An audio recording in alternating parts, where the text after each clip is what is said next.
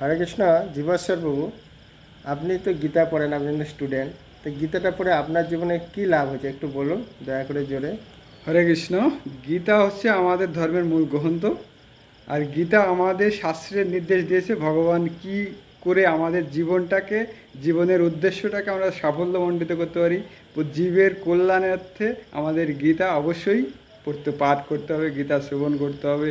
তাহলে আমাদের জীবনের উদ্দেশ্যটাকে আমরা সাকসেসফুল করতে পারবো।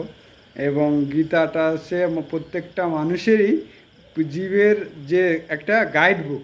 যেরকম আমরা মোবাইল কিনলে মোবাইলের ম্যানুয়াল বুক দেয়, সেভাবে কীভাবে চালাবো, কীভাবে বুঝতে পারবো, সেই গীতাটা হচ্ছে প্রত্যেকটা মানুষের একটা গাইড বুক।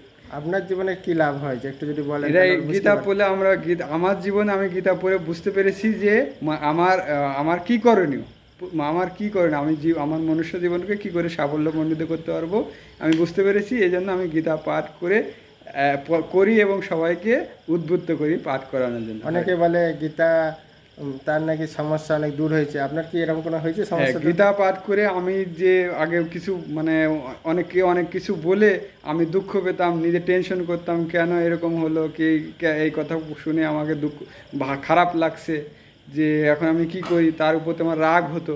তখন গীতা পড়ে আমি বুঝতে পারলাম যে এগুলো হচ্ছে প্রকৃতির তিনটে গুণ কর্মের দ্বারা, যে প্রকৃতির যে তিনটা গুণ, সেই গুণের প্রভাবে আমি দুঃখ কষ্ট পাচ্ছি। তখন গীতা পড়ে আমি এই জিনিসটা বুঝতে পারছি।